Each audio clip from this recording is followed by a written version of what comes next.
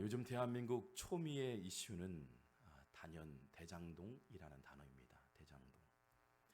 성남시 분당구 대장동 210번지의 이야기죠.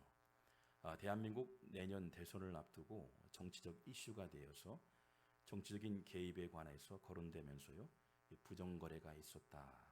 계속해서 드러나고 있는 이야기입니다. 문제는 국민들이 상상할 수 없는 정도의 금액들, 그러니까 납득할 수 없는 돈의 액수가 드러나게 됨을 보게 됩니다. 그 중심에 정치인, 법조인, 언론계, 은행권, 각계 사회계층에서 많은 사람들이 개입됐음을 보게 됩니다. 또한 보이지 않는 거대하고 막강한 힘을 가진 자들이 드러나고 있음을 보게 됩니다. 이 사건을 보면서 많은 국민들이 울분을 삼았고 저 개인적으로 마음이 참 아팠습니다. 계속해서 몇 주간 동안 소개되는 대장동. 마음이 참 아팠습니다. 얼마나 부끄러운지 모릅니다. 오늘날 대한민국의 현주소 민낯이 드러나는 사건, 민낯이 드러났던 사건이 아닌가 생각됩니다. 누구에게나 고귀한 은사와 사명이 있는데 고귀한 은사와 사명을 개인의 야욕에 허비한 민낯의 현장. 누구에게나 주어진 사명과 각자의 역할이 있는데 그 역할을 망각한 채 개인의 야욕에 허비한 민낯의 현장이었습니다. 이 경영학에서 사용되는 이 바세바 신드롬이라는 용어가 있습니다. 미국 토렐드 대학 경영학 교수가 2명이 실제 권력을 거머쥔 사회 계층의 타락한 윤리의 실제에 대해서 언급한 내용인데요. 비즈니스 윤리 저널에 소개됐던 내용 가운데 소위 성공한 리더에게는 문제가 야기되는데 어떤 문제였을까? 다름 아닌 성공한 리더들의 실패와 추락에 관해서 도덕적 결핍증이 나타났다. 성공한 사람들에게는 반드시 도덕적 결핍증이 있음을 보게 됩니다. 여러분 아시는 바세바는요, 다윗이 왕이 되고 우연히 목욕하는 여인을 보게 됩니다. 그 여인을 우리아의 아내, 그러니까 충신 중에 충신이었던 다윗의 충신의 아내를 범하게 됩니다. 다윗이 언제 그런 죄를 졌을까? 어떤 마음을 품었을까? 연구를 해보니까요, 연구한 결과 바로 다윗은요, 고난의 과정을 다 이긴 다음에 왕위에 올랐을 때, 그러니까 최고의 전성기를 누리던 시절 자신이 스스로 통제할 수 없는 위치에 올랐을 때 그때 타락했다라고 연구 결과가 발표되었습니다. 이때가 문제가 됩니다. 이것이 바로 바세바 신드롬입니다.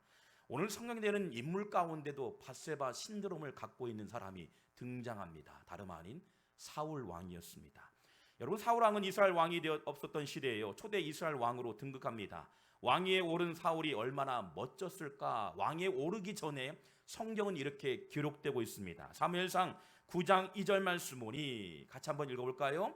기스에게 아들이 있으니 그의 이름은 사울이요 소년이라. 이스라엘 자손 중에 그보다 더 준수한 자가 없고 키는 모든 백성보다 어깨 위만큼 더 컸더라. 아마 모델이었던 것 같습니다. 여기서 사울은 준수한 사람이라고 2번이나 소개됩니다. 보니까 헬라어로 보니까 톱이라는 단어예요. 선하다. 하나님께서 창조 시기 가운데도 톱이라는 단어가 나옵니다. 하나님은 선하신 분, 선한 마음을 갖고 있는 내적으로 외모적으로 선한 사울의 모습을 보여주고 있습니다. 외모적으로 아름다웠던 사람, 도덕적인 겸손함까지 겸비했던 사람, 당시 사울의 나이가 왕위에 오를 때가 30세 초반의 젊고 준수한 청년으로 소개되고 있습니다. 그런데 왕위에 오르는 과정 속에서 몇 가지 테스트의 과정이 오르게 됩니다. 시험대에 오르면서 암본이 딱 군대가 습격이에요. 왕이 오르기 전에요. 그리고 위기를 만납니다. 그리고 대승을 거두게 됩니다.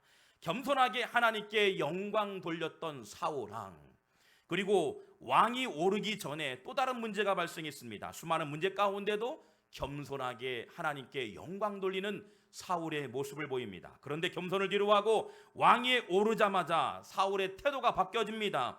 백성들의 생명을 지켜야 할 왕의 리더십이 바뀌게 되는 장면들이 계속 등장합니다. 그 후에요, 그의 나이 40세가 돼요. 블레셋 군대가 쳐들어옵니다. 여러분 아시는 것처럼 다윗과 골리앗 싸움, 골리앗 거구였던 산 밑에 되는 거구가 문제 가운데 임하게 되죠. 당시 전쟁이 발발하면서요, 자신이 먼저 선봉에 서야 할 그 시대에 선봉에 서지 않고 장막에서 그 막사에서 벌벌 떨고 있던 사울 왕의 모습입니다. 자기가 서야 할 자리를 망각하고 아들을 보내고 신하들을 보내고 심지어는 별 볼 일 없게 보이는 초라한 목동 다윗을 선봉에 세웁니다. 여러분, 사울 왕의 민낯이 드러나죠. 백성들을 책임지고 백성들의 안녕을 구해야 할 사울 왕, 그리고 전쟁이 임했을 때 전쟁 앞에 선봉에 서야 할 이 사울 왕이요, 뒤에 물러서서 생명을 개인의 부지를 위해서 그런 이기적인 마음들을 보게 됩니다. 바로 민낯이죠. 국가를 책임질 절제전맹의 위기 앞에 막사에 숨어있던 사울, 얼마나 부끄러운 리더십의 민낯이 드러나게 봄을 보게 됩니다. 그런데 국가 위기 앞에서 구원투수가 등장합니다. 바로 다름 아닌 목동 다윗이 딱 등장하죠. 그의 나이 학자들은 청소년기였다라고 합니다. 그래서 15세에서 약 20세 어린 나이가 선봉에 섰다라고 소개하고 있습니다. 블레셋 골리앗과 싸우기 위해서요, 무기가 필요했습니다. 무기를 갖추기 위해서 최고의 검도 필요했고 장비도 필요했습니다. 최고의 검과 장비를 갖춰야만이 싸울 수 있겠죠. 그래서 사울 왕의 장비를 대여합니다. 그리고 그게 하사합니다. 사울 왕이 갖고 있던 검이 어떤 검이었을까요? 가장 최고의 장인이 만들었던 무기였을 겁니다. 그리고 아무리 날카로운 창이 찔러도요, 뚫리지 않는 갑옷을 만들었을 것 같아요. 그리고 최고의 날쌘 검과 함께 최고의 투구를 갖고 있던 사울의 무기였습니다. 그런데 어린 다윗에게는 무겁고 버거운 장비였습니다. 그런데 다윗이 취했던 행동이 매우 중요합니다. 이것을 우리가 한번 같이 나눴으면 좋겠다 생각됩니다. 사무엘상 17장 38절 말씀 보면 이렇게 나와 있죠. 우리 한번 38절 말씀 한번 같이 한번 읽어볼까요? 시작. 자기 군복을 다윗에게 입히고 노트구를 그의 머리에 씌우고 또 그에게 갑옷을 입히매. 근데 39절 말씀 보니 최고의 장비를 입혔지만 다윗이 칼을 군복 위에 차고는 익숙하지 못함으로, 또 걸어보니까 익숙하지 못함으로 하반절에 보니까 곧 벗었다. 그의 특이한 행동은 무기를 내려놓았다는 사실이에요. 자기 자신의 생명을 보호해야 할 무기를 내려놨다, 말이 안 되잖아요. 자기 자신의 생명을 보호해야 할 무기들을 내려놨다는 건, 여러분, 이거는 말도 안 되는 일이에요. 당시 왕이 쓰는 장비는 최고의 장비였는데 그것을 내려놨다. 누구나 탐하고 싶고 갖고 싶었던 무기, 또한 그 무기를 갖춤으로 곧이어 권위가 높아지는 그 무기를 내려놓고 벗었다라고 소개하고 있어요. 그런데 그 무기를 내려놓았다. 익숙하지 않은 것들을 벗었다. 무엇을 의미할까요? 여러분, 우리에게 복음의 말씀이 담겨져 있습니다. 우리에게 익숙하지 않은 것들을 내려놓아야 한다는 거예요. 우리 각자마다의 갖추어진 장비가 있어요. 사명이 있어요. 말씀의 자리가 있어요. 은혜의 자리가 있어요. 그러나 벗을 줄 아는 믿음의 성도가 되길 주의 이름으로 축원합니다. 익숙하지 않은 것들을 버릴 때 하나님의 은혜가 공급되는 거예요. 그러나 그것을 우리는 붙들고 있죠. 이거 아니면 안 된다는 생각을 가져요. 이것만은 놓치고 싶어하는 많은 마음들이 있죠. 이것을 과감하게 내려놓을 때 하나님의 은혜가 임하게 되고 전쟁에서 승리하게 될 줄 믿습니다. 대장동 사건, 우리가 익숙하지 않은 것들을 입었던 민낯이 드러났던 사건이었죠. 여러분, 혹 우리를 멋지게 하고 화려하게 보이고 어깨가 올라가는 그런 익숙하지 않은 것들을 입고 있나요? 과감하게 내려놓으시길 주의 이름으로 축원합니다. 영적인 장애물이 될 수 있다는 사실이에요. 하나님 만날 수 있는 영적인 장애물이 될 수 있다. 하나님을 가까이 할 수 있는, 하나님을 예배할 수 있는, 하나님의 임재하심을, 하나님 말씀을 들을 수 있는 기회를 놓칠 수 있는 장애물이 될 수 있다. 그래서 다윗은요, 멋지게 내려놓았던 거예요. 저 개인적으로 2007년도의 이야기입니다.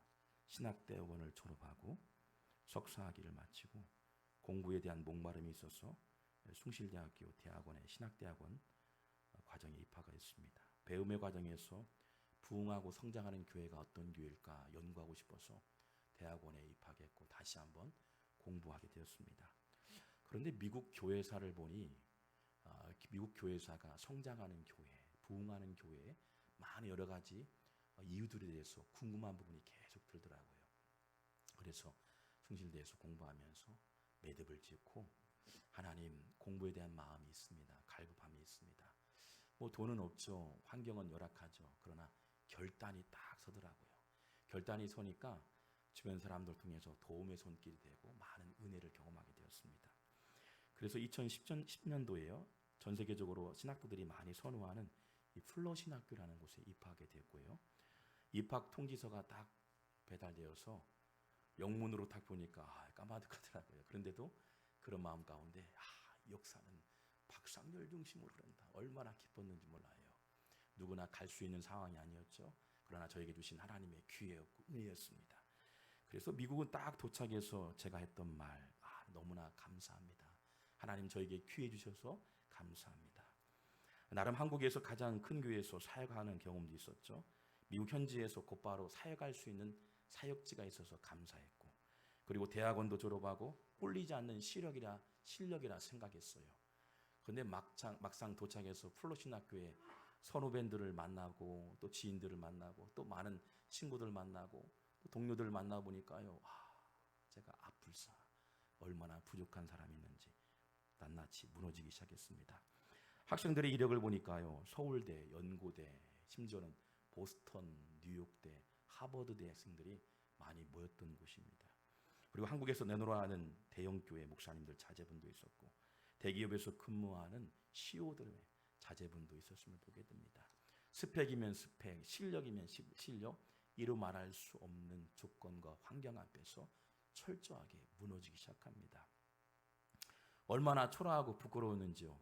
저의 민낯이 드러난 상황이었어요.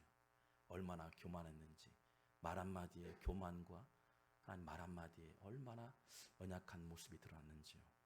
실제 도착하는 다음 날 영어가 되지 않아서요, 밖을 나갈 수 없었고 일주일 동안 신문지를 깔고 식사를 했습니다. 한국에서 가져왔던 김밥 일주일 동안 얼마나 부끄러웠는지, 집사람에게도 아이들에게도 너무 부끄러웠어요. 영어도 못하죠. 밖을 나갈 수 없죠. 대화가 안 되죠. 우리가 배웠던 영어도 안 됐습니다. 자동차를 구입할 수 없습니다. 몇 주 동안 마트나 학교 아이의 문제, 생활 문제, 모든 것이 뜻대로 되지 않았어요. 그때 저에게 말씀하더라고요. 너의 상태의 현주소다. 자신감은 어디로 사라졌는지 민낯이 드러나기 시작했습니다. 얼마나 내가 교만하고 얼마나 부끄러운 존재인지, 얼마나 연약한 존재인지, 아직도 벗겨지지 않은 껍데기로 살아가는 내 모습을 보면서 민낯을 보게 되었습니다. 여러분, 매 순간순간 겸손한 믿음의 성도가 되길 주의 이름으로 축원합니다. 겸손한 성도가 될 때, 내려놓을 때 하나님께서 은혜를 주실 줄 믿습니다. 민낯이 다 드러날 때 모든 것을 내려오니까요, 사람을 붙여주시고 기회가 되고 물고가 다 열리더라고요. 여러분, 그렇다면 다윗이 사울의 무기를 내려놓고 준비했던 무기가 무엇일까? 더 강력한 무기였을까요? 더 강력한 능력 있는 무기였을까요? 그러나 그렇지 않습니다. 사무엘상 17장 34절 말씀 다시 한번 읽어볼까요? 시작. 다윗이 사울에게 말하되 주의 종이 아버지의 양을 지킬 때에 사자나 곰이 와서 양떼서 새끼를 물어가면, 여러분, 다윗은 양을 지켰던 목동이었습니다. 사자나 곰이 생명을 앗아가기 전에 어린 양들을 지켰던 목동이었다라고 소개하고 있습니다. 양을 지키는 자는 목자였습니다. 목자의 사명은 양을 안전하게 생명을 지키는 정신이죠. 양이 건강하게 자랄 수 있도록 밤을 뒤새우기도 하고, 양이 아프고 힘들고 지치면 양들을 케어하는 목자의 마음, 그 마음이 다름 아닌 사명이었던 거예요. 그런데 문제는 양을 지켜야 할 자리를 비우게 되거나, 아프고 고통스러워할 때 돌보지 않거나, 먹이를 줘야 할 때 주지 않을 때, 그때가 문제였던 겁니다. 사명을 망각할 때 그때부터가 문제가 발생합니다. 사울도 다윗도 저도 마찬가지로 여러분도 마찬가지예요. 누구나 예외가 없어요. 사명을 망각하면 그때가 문제가 발생됨을 보게 됩니다. 그러나 다윗은 어땠을까요? 양을 생명같이 지킵니다. 사자나 곰이 왔을 때 뒤로 물러서지 않고 사자와 싸웠습니다. 곰과 싸웠습니다. 그기가 갖고 있던 무기가 뭘까요? 물맷돌이었던 거예요. 물맷돌. 그 물맷돌 하나로 생명을 걸어서 싸웠던 그의 무기가, 가장 강력한 무기가 바로 물맷돌이었던 거예요. 물맷돌 속에 담겨진 사명. 그런 사명이 있길 주 이름으로 축원합니다. 여러분, 사명을 가지면 하나님께서 일하셔요. 하나님께 영광을 돌리면 그 사명의 자리에서 하나님의 은혜가 임하게 될 줄 믿습니다. 기독교 영화제에서 대상을 받았던 영화가 있습니다. KBS 인간극장 PD였던 김현우 감독의 팔복이라는 영화입니다. 1995년도에 제작도 되고 또 2000년도에 계속 연거푸 소개되고, 저 개인적으로는 큰 감동을 받고 많이 울었던 팔복이라는 영화입니다. 이 김현우 감독이요, 1995년 지하철을 갔는데 맨발의 노인을 만났습니다. 실제 영화의 주인공 최춘선 할아버지 다큐 영화였습니다. 그분은 지하철에서 예수천당 불신지옥 30년 동안 지하철을 다니며 전도했던 김현우 감독이 이 할아버지를 보면서요, 너무나 광신도가 아닐까 생각했습니다. 그런데 너무나 당당하게요, 부끄럽지 않는 모습으로 복음을 전합니다. 예수천당 불신지옥, 그리고 끊임없이 지하철에서 젊은 청년 대상으로 전도하고요.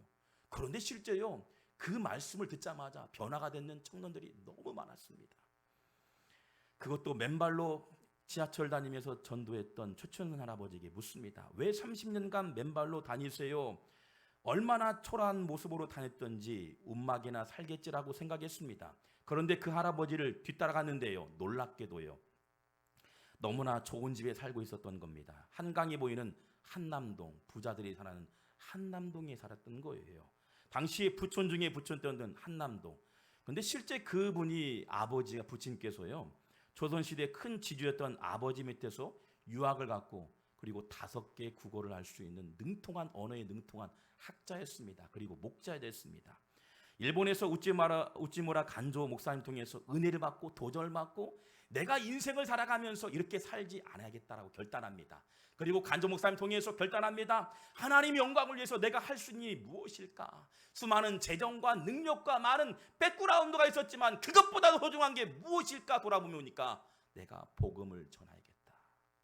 그리고 일제시대에 나라를 찾아야겠다는 마음으로 독립운동까지 합니다. 결단합니다. 실제 상해에서요, 김구 선생님을 만나고요, 돕습니다. 독립운동가 독립자금을 댑니다. 8.15 일제의에서 해방과 함께 귀국한대요. 그런데 놀라운 사실은 최춘선 할아버지가 갖고 있던 땅, 아버지가 갖고 있던 땅이요, 김포 일대, 그러니까 부천, 소사까지 일대가요, 그분의 땅이었답니다. 어마어마하죠. 저것만 전주시 땅만 한데 지역이 실제 보니까요. 그 땅을 갖고 있었던 거부 중에 거부였던 거예요. 그런데 그 모든 것들을 다 내려놓고 결단하고 은혜 받아서 맨발로 다니기 시작하는 거예요. 예수 천당 불신주요. 아하, 나림의 은혜로 있을 데 없는 자. 30년 동안 다니면서, 그리고 한남동에서 어린아이들을, 고아들을 챙기며 그 아이들을 케어합니다. 갖고 있는 것들을 다 할애합니다. 20병씩 나눠주면서 쪼개면서 어렵고 가난한 사람들, 이웃들 향해서 섬기기 시작합니다. 20년 동안 많은 사람들이 은혜를 입고 예수님께 돌아오기 시작합니다. 심지어는 자기가 머무는 땅을요, 다른 사람이 등기로 바꿔놔 버려요. 그것을 알자마자 어땠을까요? 그 사람을 지탄했을까? 아니에요. 다 가져가라. 모든 것을 가져가도 예수 믿고 구원받을 수 있도록 증거했던 최춘선 할아버지. 맨발로 다녔던 이유가 무엇일까 알아보니까요, 6.25로 남과 북이 나눠졌는데 통일되까지 어찌 신발로 신고 다니겠는가. 그때부터 맨발로 다니시면서 많은 청년들을 보면서, 여학생 보면 미스 유관순, 남학생을 보면 미스터 보니까요, 미스터 안중근, 미스터 코리아 안중근이라는 단어를 쓰면서 계속 증거합니다.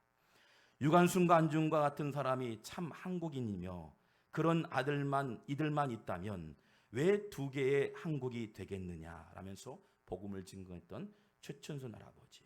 혹한의 주위에도요, 맨발로 30년 동안 지하철을 누릅니다. 독립유공자였던 아버지에게요, 아들이 이렇게 합니다. 아버지, 서류에 도장만 찍으면 유공자로 대접받고 매월마다 돈이 나오고 심지어는 3대까지 대학을 갈 수 있는데, 공짜로 갈 수 있는데 왜 도장을 찍지 않습니까? 라고 합니다. 아버지가 말합니다. 호통을 칩니다. 내가 이것 받으려고 독립운동을 하지 않았다. 내가 뭔가를 대가를 받으려고 고아들을 돌보지 않았다. 않았다. 내가 대가를 받으려고 많은 사람들에게 땅을 할례하지 않았다라고 고백했습니다. 최춘전 할아버지께서 2001년에 소천하실 때 이런 고백을 했다고 합니다. 주님, 저는 불순종하고 저는 괴수 중에 괴수입니다. 하나님의 자비란 사랑이 없었다면 이곳에 설 수 없습니다. 이곳에 다 모든 것 내어주고도 하나님께 받은 사랑에 비하면 저는 아무것도 아닙니다. 그분이 만난 하나님, 우리가 알고 있는 하나님이 다른 하나님일까요? 똑같은 하나님이죠. 30년 동안 길바닥에서 예수천당 불신조, 당신은 미스 유관순, 당신은 미스 코리아 안중근, 한평생 복음을 전했던 이유는 바로 다름 아닌 하나님께서 나에게 주신 사명 때문입니다라고 고백하고 소천하셨어요. 여러분, 대장동 사건을 바라보면서 또한 우리의 삶을 바라보면서 우리의 사명이 무엇일까 다시 한번 돌아봤으면 좋겠어요. 나에게 주어진 삶의 현장에서 사명이 무엇일까? 내가 그렇게 뜨겁고 은혜하며 은혜 받으며 눈물 흘렸던 그 감격의 시간들 가운데 내가 하나님께 어떻게 영광 돌릴까 고백했던 사명의 자리, 사명의 결단의 시간들, 여러분 다시 한번 그 사명이 다시 한번 회복되길 주의 이름으로 축원합니다. 각자마다의 사명이 다 있어요. 어떤 이는 선생님으로서, 어떤 이는 목회자로서, 어떤 이는 삶의 현장에서, 어떤 이는 기업인으로서, 어떤 이는 학생으로서 누구에게나 주어진 사명인데 이 사명을 통해서 하나님께 영광 돌리는 믿음의 성도가 되길 주의 이름으로 축원합니다. 내가 평생에 지켜야 할 사명, 내가 매일같이 잃어버려서는 안 되는 사명, 망각하지 말아야 할 사명. 성경의 사명을 망각한 이들이 있었는데 대표적인 인물이 아브라함의 조카 롯입니다.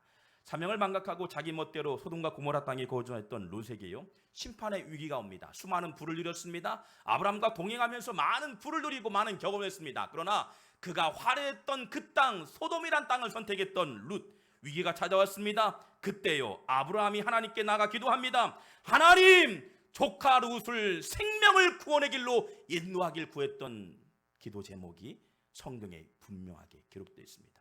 창세기 18장 32절 말씀을 보니 아브라함이 또 이르되 주는 노하지 마시옵소서. 내가 이번만 더 아래이다. 이번만 더 아래이다. 이것은 절규의 목소리였던 거예요. 하나님, 내가 배불릴 수 있고 수많은 것들을 누릴 수 있지만 내가 아닌 조카 롯이 지금 죽을 수 있는 상황 가운데 그 영혼을 건져달라는 이번만 아래입니다. 이번만 더 아래입니다.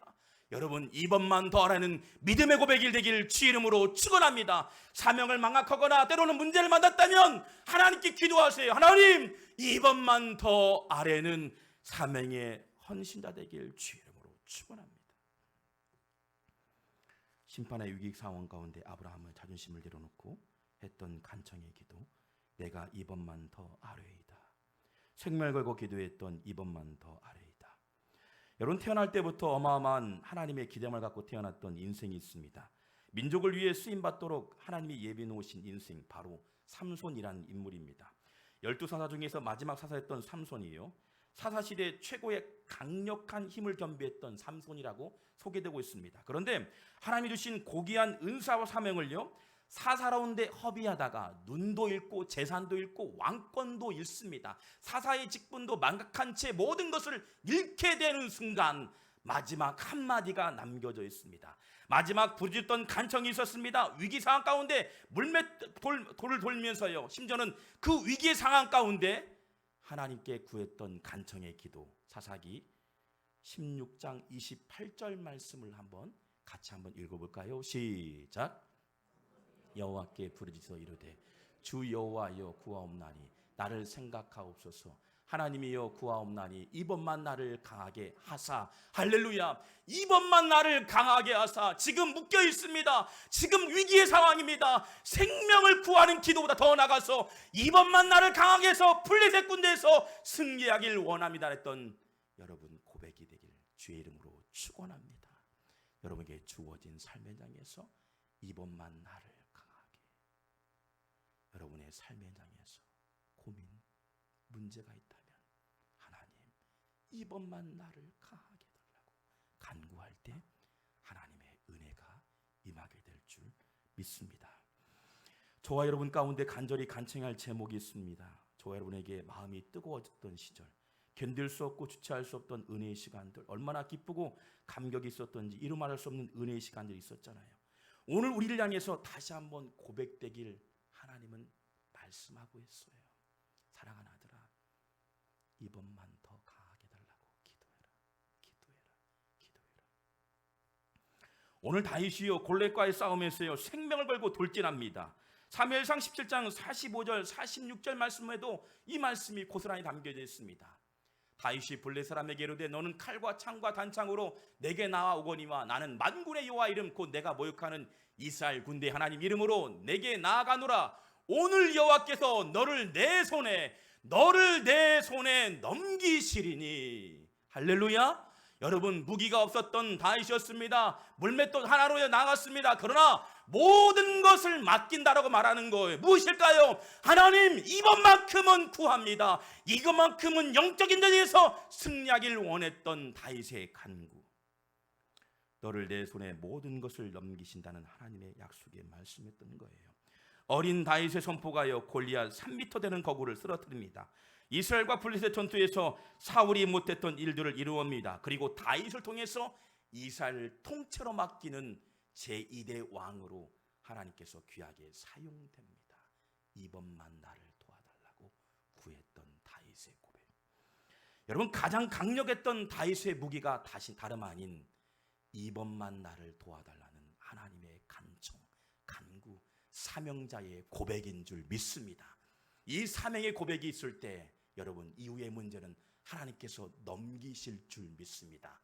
모든 문제의 주권이신 하나님, 모든 말악의 왕이신 하나님, 그 멋진 하나님이 여러분의 생명, 여러분의 진로, 여러분의 비전, 문제 앞에서 문제 위에 크신 전능하신 하나님의 손길이 우리에게 넘겨주실 그때를 바라보며 승리하는 믿음의 성도가 되길 주의 이름으로 축원합니다.